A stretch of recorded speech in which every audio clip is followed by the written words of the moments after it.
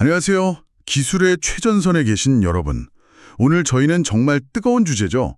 반도체 세계의 두 거인, 인텔과 TSMC가 벌이는 차세대 기술 경쟁. 그 속으로 한번 깊이 들어가 보겠습니다. 여러분께서 보내주신 자료들을 보니까요. 와, 이게 단순한 경쟁이 아니라 정말 미래 기술 패권을 건, 뭐랄까, 엄청난 승부 같아요. 네, 맞습니다. 아주 치열하죠. 네.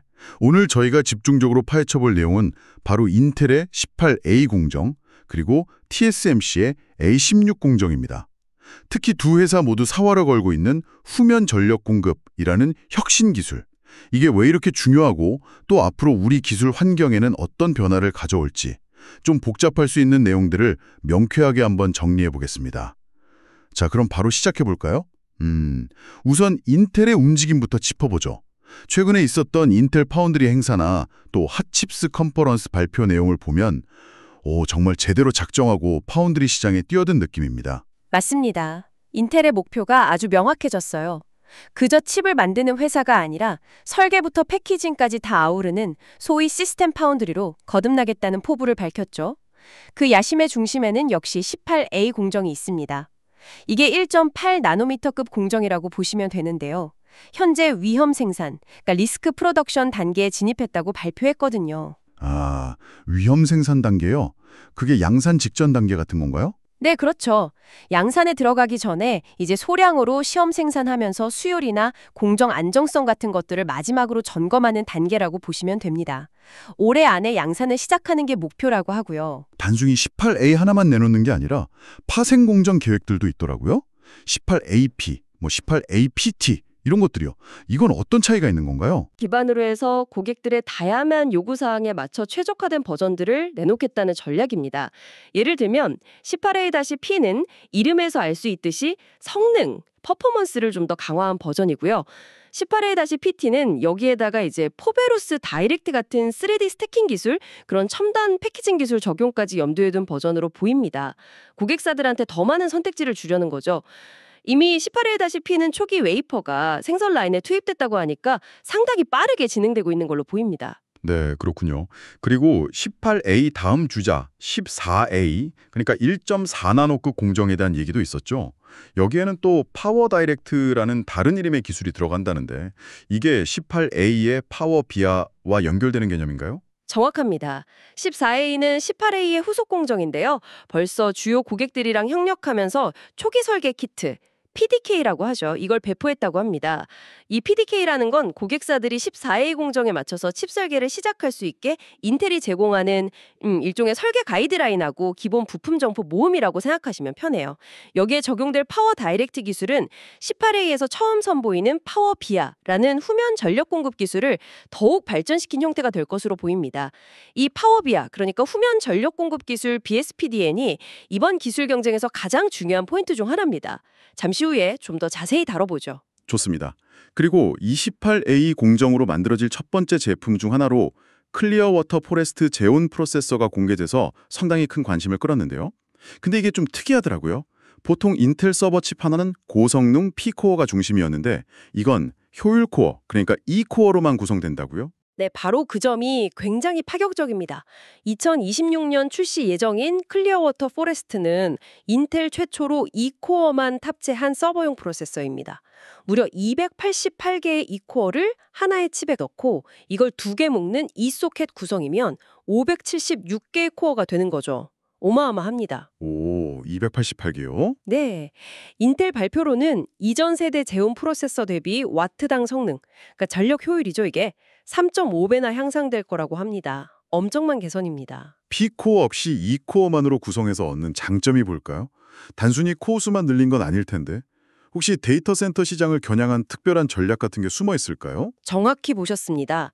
기존의 고성능 P코어 중심 전략은 물론 특정 고부하 작업에는 유리했지만 전력 소모가 크다는 단점이 있었거든요.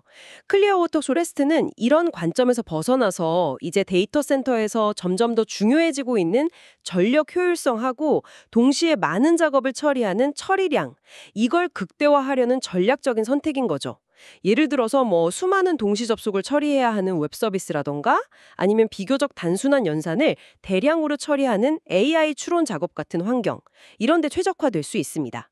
여기에 사용되는 새로운 다크먼트 2코어가 이전 세대 크레스트먼트보다 IPC, 그러니까 클럭당 처리 명령어 수가 약 17% 향상되었다고 하니까 단순히 저전력 코어만 많이 넣은 게 아니라 개별 코어 성능 개선도 놓치지 않은 거죠. 흥미롭네요. 데이터 센터의 요구사항 변화에 맞춰서 인텔도 전략을 유연하게 바꾸고 있다는 증거군요. 그리고 바로 이 클리어워터 포레스트에 인텔 18A 공정의 핵심 기술인 파워비아가 탑재된다는 점, 이게 중요하겠네요. 이 파워비아, 후면 전력 공급 기술이라는 걸 좀 더 쉽게 설명해 주실 수 있을까요? 네, 파워비아는 반도체 칩 구조를 정말 근본적으로 바꾸는 혁신적인 기술이라고 할 수 있습니다. 기존에는요, 웨이퍼라고 부르는 실리콘판의 앞면, 그러니까 전면에 데이터 신호가 오가는 선하고 칩 작동에 필요한 전력을 공급하는 선을 아주 복잡하게 겹겹이 쌓아 올렸어요. 네네. 마치 좁은 도로에 일반 차량하고 전력 공급 트럭이 막 뒤엉켜 있는 것과 비슷했죠. 파워비아는 이 중에서 전력 공급선만 웨이퍼의 뒷면, 즉 후면으로 완전히 분리해서 배치하는 방식입니다. 아, 그러니까 신호선 다니는 길하고 전력선 다니는 길을 아예 위아래로 층을 분리해버리는 거군요. 바로 그겁니다. 아주 적절한 비유시네요. 이렇게 하면 칩 전면 공간은 신호선 배치에 더 집중할 수 있게 되니까 신호 전달 경로를 최적화할 수 있고 복잡성도 줄어들죠. 그리고 후면으로 옮겨진 전력선은 더 굵고 효율적으로 설계할 수 있어서 전력 공급 자체가 안정화됩니다. 인텔은 이걸 통해서 칩 내부의 논리 회로를 구현하는 기본 단위인 표준 셀의 활용률이 한 5%에서 10% 정도 향상되고 같은 전력을 소모할 때 성능이 최대 4% 개선될 수 있다고 주장합니다. 특히 그 고성능 칩 설계의 오랜 골칫거리였던 전압 강화, IR 드론 문제라고 하죠. 이 문제 개선에 상당히 효과적일 것으로 기대됩니다. 아, 전압 강화 문제 개선이요? 이게 고성능 칩에서는 정말 중요하죠. 그런데 이걸 구현하는 게 쉽지는 않을 것 같은데요. 웨이퍼 뒷면을 깎고 거기에 전력선을 만든다니. 명확해도 이걸 실제로 구현하는 건 공정 난이도가 상당히 높습니다. 웨이퍼 뒷면을 아주 정밀하게 깎아내고 웨이퍼 틴행, 거기에 다시 전력 공급망을 만들어야 하니까요. 하지만 인텔은 이 기술을 통해 얻는 이점이 훨씬 크다고 판단하고 업계 최초로 양산 적용을 시도하는 겁니다. 그리고 미국 내 애리조나하고 오레곤 팹에서 28A 공정의 연구, 개발, 생산이 집중적으로 이루어진다는 점도 인텔이 메이드 인 USA를 강조하면서 내세우는 부분이기도 하고요. 공정 기술뿐만 아니라 여러 칩을 하나처럼 연결하는 첨단 패키징 기술이나 생태계 협력도 굉장히 강조했죠. 뭐 포베로스니 EMIB니 하는 기술들이요. 네, 맞습니다. 인텔의 시스템 파운드리 비전에서 패키징은 정말 핵심적인 역할을 합니다. 이제는 단일 칩 성능 개선만으로는 한계가 오고 있으니까요. 여러 개의 작은 전문화된 칩렛이라고 하죠, 이걸. 만들어서 효율적으로 연결하는 게 중요해졌습니다. 인텔은 포베로스 같은 3D 적층 기술, 그러니까 칩 위에 칩을 쌓는 기술하고 EMIB 같이 칩들을 옆으로 나란히 연결하는 2.5D 기술, 이 두 가지를 모두 제공하고 있습니다. EMIB는 칩하고 칩 사이를 연결하는 아주 작은 실리콘 조각이라고 생각하시면 돼요. 이런 다양한 패키징 옵션을 제공하고 또 M코어 같은 외부 패키징 전문 기업하고도 협력해서 고객 선택의 폭을 넓히고 있습니다. 그리고 뭐 치플렛 얼라이언스 같은 프로그램을 통해서 서로 다른 회사에서 만든 치플렛들이 호환될 수 있도록 표준을 만들고 생태계를 구축하려는 노력도 하고 있고요. 설계 도구 EDA나 설계 자산 IP 회사들과의 협력 강화도 다 같은 맥락입니다. 야, 정말 전방위적인 공세네요. 이텔이 이렇게 칼을 갈고 나오는 동안 현재 파운드리 시장의 절대 강자인 TSMC는 가만히 있지는 않겠죠. 이미 3나노 공정을 2022년부터 양산하면서 기술 리더십을 보여주고 있는데요. TSMC의 대응 카드는 뭔가요? 네, TSMC 역시 다음 단계를 착실히 준비하고 있습니다. 인텔의 18A와 파워비아에 대한 TSMC의 직접적인 경쟁 상대는 바로 A16 공정이라고 할 수 있습니다. 옹스트롬 시대, 그러니까 1나노 이하급 기술을 의미하는 A를 붙인 첫 공정인데요. 2026 하반기 도입을 목표로 하고 있습니다. 근데 흥미로운 점은 이 A16 공정 역시 후면 전력 공급 기술을 핵심으로 삼고 있다는 겁니다. TSMC는 이 기술을 슈퍼 파워 레일, 줄여서 SPR이라고 부릅니다. SPR이요? 그럼 인텔의 파워비아하고 같은 개념이라고 보면 될까요? 이름만 다른 건지 아니면 기술적인 차이가 좀 있는 건지 궁금하네요. 기본적인 원리는 동일하다고 보시면 됩니다. 칩 전면의 배선 공간을 신호선에 더 많이 할애하고 전력 공급은 후면으로 분리해서 로직 밀도, 성능, 전력 효율 이걸 다 높이겠다는 목표는 같아요. 다만 세부적인 구현 방식이나 구조에서는 차이가 있을 수 있겠죠. A16 공정은 차세대 트랜지스터 구조인 나노시트 기술하고 이 SPR 기술을 결합합니다. 나노시트는 현재 주력인 핀펫 구조보다 전류 제어 능력이 더 뛰어난 GAA 방식의 트랜지스터 구조고요. TSMC 발표에 따르면 A16 공정은 이전 세대인 N2P 공정 대비 동일 전압에서 8%에서 10% 정도 더 빠르거나 아니면 동일 속도에서 전력을 15%에서 20%덜 소모하고 칩 밀도는 최대 1.1배까지 높일 수 있다고 합니다. 그러니까 인텔의 18A하고 비슷한 시기에 비슷한 수준의 기술 혁신을 예고한 셈이죠. 그런데 TSMC의 다음 공정 A14 계획을 보면 좀 재미있는 점이 있더라고요. A16에는 후면 전력 공급, SPR을 도입하는데 A14 초기 버전에는 이걸 뺐다가 나중에 개선 버전에 넣는다는 계획이잖아요. 이건 어떤 전략적인 판단이 깔려 있는 걸까요? 인텔은 18A부터 바로 도입하는데 말이죠. 그거 아주 예리한 지적이십니다. A14 공정은 2028년 양산을 목표로 하는데요. 말씀하신 대로 초기 버전은 후면 전력 공급 기술 없이 나오고 2029년에 SPR이 적용된 개선 버전이 나올 예정입니다. 이건 TSMC의 심중함 혹은 전략적인 선택을 보여주는 대목이라고 할 수 있어요. 인텔이 파워비아에서 세계 최초로 후면 전력 공급 기술 양산에 도전하는 만큼 거기서 발생할 수 있는 여러 가지 수율 문제라던가 기술적인 난제들을 좀 지켜보면서 TSMC는 A16에서 안정적으로 따라잡고 A14에서는 우선 핵심 로직 공정의 안정성을 먼저 확보한 다음에 검증된 후면 전력 공급 기술을 적용하려는 의도일 수 있습니다. 리스크 관리 측면에서 인텔보다는 좀 더 보수적인 접근을 택한 것일 수도 있고요. 혹은 A16에서 충분히 기술을 완성시킨 후에 A14에 적용하려는 자신감의 표현일 수도 있겠죠. 어느 쪽이든 기술 도입 시점과 안정성 사이에서 아주 치밀한 계산을 하고 있는 것으로 보입니다. 그렇군요. 먼저 치고 나가는 리스크를 감수할 것이냐 아니면 좀 더 안정성을 우선하면서 따라갈 것이냐 이런 전략 차이로 볼 수도 있겠네요. 자, 그럼 다시 핵심 기술로 돌아와서요.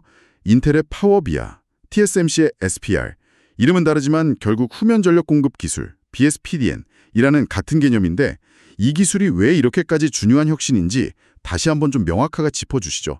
왜 두 거인이 모두 여기에 이렇게 집중하는 걸까요? 반도체 칩 성능은 결국 그 안에 얼마나 많은 트랜지스터를 넣고 얘들이 얼마나 빠르고 효율적으로 작동하느냐에 달려 있잖아요. 그런데 칩이 점점 고도화되면서 수십억 개, 수백억 개의 트랜지스터를 연결하는 배선 구조가 정말 상상 이상으로 복잡해졌습니다.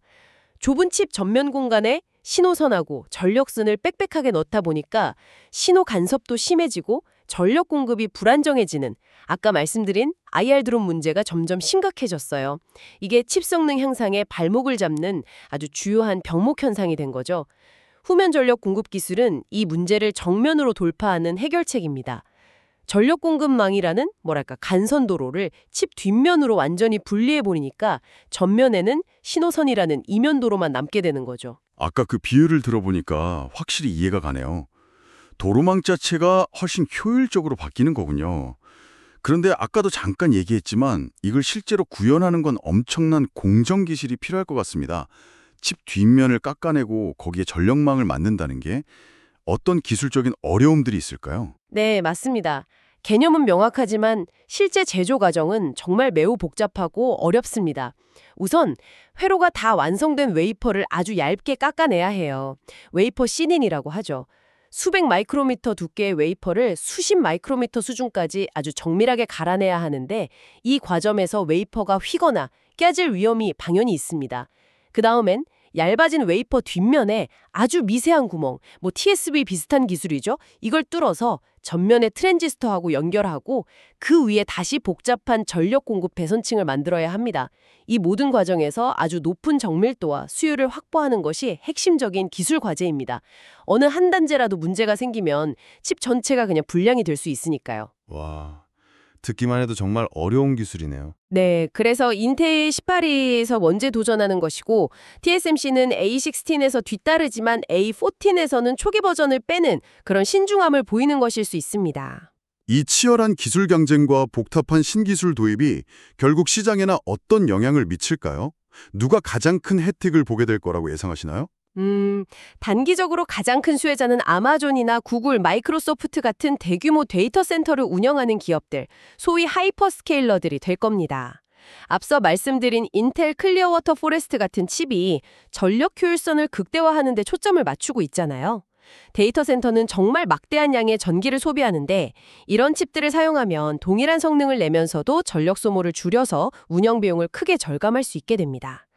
또 하나는 역시 AI죠. 챗GPT 같은 생성형 AI를 비롯해서 인공지능 기술 발전이 더 강력하고 효율적인 연산 능력을 끊임없이 요구하고 있습니다. 18A나 A16 같은 이런 차세대 공정 기술은 더 적은 전력으로 더 많은 AI 연산을 처리할 수 있게 해주기 때문에 AI 혁신의 속도를 더 높이는 핵심 동력이 될 겁니다. 그렇군요. 역시 데이터 센터하고 AI 분야가 직접적인 수혜자가 되겠네요. 이런 첨단 기술 경쟁은 관련 소재나 부품, 장비, 이런 공급망에도 큰 파장을 일으키겠죠.